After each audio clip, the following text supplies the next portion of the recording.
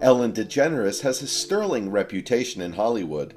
She has even won the top spot in an online NBC News State of Kindness poll. Ellen has done a lot for the common man and changed the lives of many, but that doesn't mean she's completely transparent about her life. In fact, over the years, many untold truths have come up about the reality TV star, and that's what this video is all about. So, hang tight. She may be the queen of niceness on screen, but sources insist that when the cameras aren't rolling, DeGeneres treats staffers as if they are her peasants. They also allege only a few lucky souls are allowed to speak to the talk show host on set, nor can they look her in the eye. Crew members are allegedly expected to turn their backs when she strides by, saying she doesn't even brief the staff about the show. No, we're not making these up. DeGeneres has also been reported to play favorites.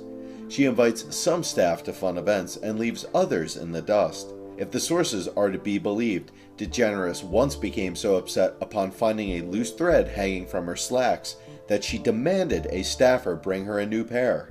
That's not very nice. We're not saying Ellen is not nice. She has been through a lot that has made her quite humble.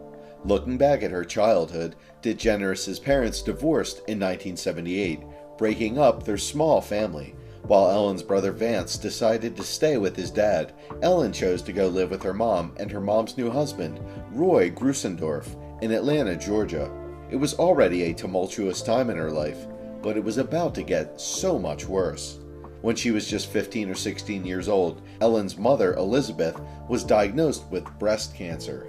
Luckily, she survived and still has a close relationship with her daughter. Unluckily, her stepfather Roy took disturbing advantage of the family. He assaulted the teenage Ellen, using her mother's illness as a trick.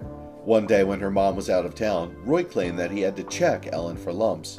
She naively agreed the first time, but it only escalated from there. Ellen was molested. With time, Roy's response just got more disturbing. He actually kicked down her door to get to her, and Ellen had to escape from her bedroom window. Eventually, she started trying to make her dream of becoming a stand-up comedian a reality. And now, after all her years as a film and TV star, it's safe to say that Ellen DeGeneres has a very healthy bank account today. But of course, things haven't always been so rosy for the talk show host. Like anyone trying to break into show business, DeGeneres had to take normal jobs to make ends meet along the way. It's fascinating to think that one of the early jobs taken by the future superstar was that of a vacuum cleaner saleswoman. Some of her other odd jobs included working as a paralegal, a waitress at TGI Fridays, and an oyster shucker in New Orleans. While we're on the topic of Ellen DeGeneres before her success, one particularly tragic story in her life dates back to her earliest days as a stand-up comedian. In her 20s, DeGeneres dated a poet named Kat Perkoff, who also happened to own a lesbian bar in New Orleans. Sadly, the relationship didn't last, with DeGeneres deciding to end the relationship after learning Perkoff had been unfaithful to her. Kat suffered a fatal car accident, and Ellen drove past the scene of the crash, not knowing that it was her ex-girlfriend. The pair had been living together before Kat's untimely death, meaning that Ellen simultaneously had to cope with the loss of her ex-lover, an empty apartment, and a broken heart. Being a talk show host wasn't even in the cards for Ellen DeGeneres. Instead of The Ellen Show, there was almost a Dr. Ellen DeGeneres. When she was a little girl, she always dreamed of becoming a veterinarian. She was reported saying, "The compassion I have for animals comes from my earliest memories. The first bird I saved was a mockingbird when I was around 7 years old." Ellen still has a passion for animals and has devoted time and effort to many animal charities. The Ellen Show happened because of fate. DeGeneres had a lot of other options she could have gone with, one of them being a major role in the famous TV series Friends. Can you imagine a world where Ellen DeGeneres plays the role of Phoebe on the TV show Friends? She turned down the role, but she probably doesn't worry about it as her career turned out just fine. In a bizarre June 2016 lawsuit, a Georgia-based real estate agent named T.T. Pierce sued Ellen DeGeneres for making a joke about her name. During the "What's Wrong with These Ads" and the Signs segment, DeGeneres jokingly called her Titty. In her lawsuit, Pierce took pains to point out that her name was pronounced Titi. The distraught woman claimed she faced harassment following the episode. Absolutely none of this sounded like tee-hee to federal judge Leslie J. Adams, who threw out the case in 2017.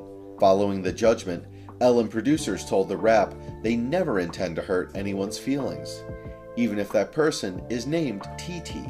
The biggest thing that came out of Ellen's career was her sexuality, which definitely increased her popularity in pop culture. When Ellen DeGeneres became a popular comedian and actress, no one knew she was gay. Ellen never felt like it was anyone's business, but then quickly realized that by keeping it a secret, it made it look like something was wrong.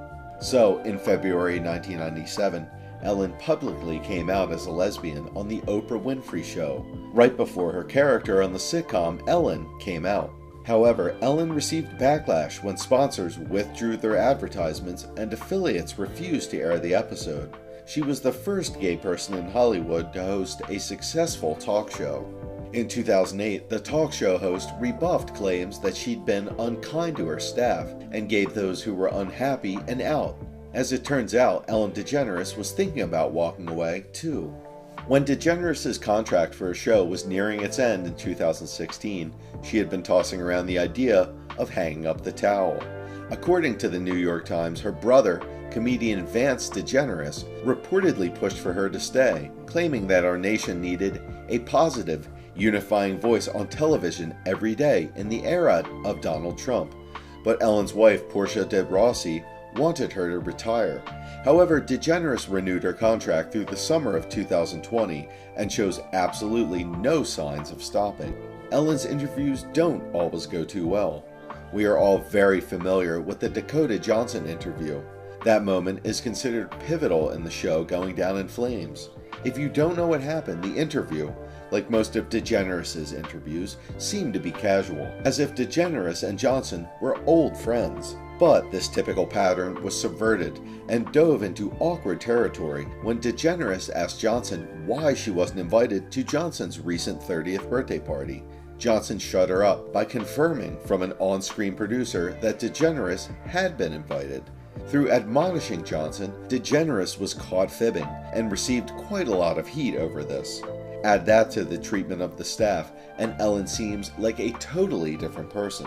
Last but not least, in 2013, an Ohio-based woman named Ryshonda Fields emailed Ellen DeGeneres to give a shout-out to her generous friend Diane. After losing her substitute teaching job, Fields was at her wit's end, with 4 children to feed, until meeting Diane. Diane helped in innumerable ways, even giving Christmas presents to Fields' children.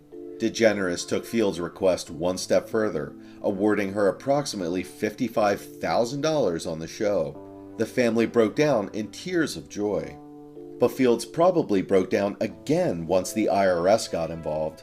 Perhaps hoping to breathe new life into the maxim, no good deed goes unpunished, tax collectors in Ohio inexplicably got hardcore with Fields, threatening jail time for failing to pay $1,758.61 in taxes for the non-employee compensation awarded to her by Ellen.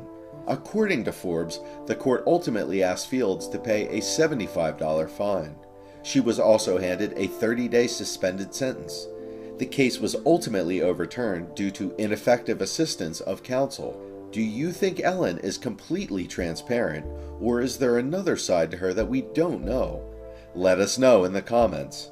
And if you enjoyed the video, don't forget to like it and subscribe to our channel for more amazing content. We'll see you in the next one.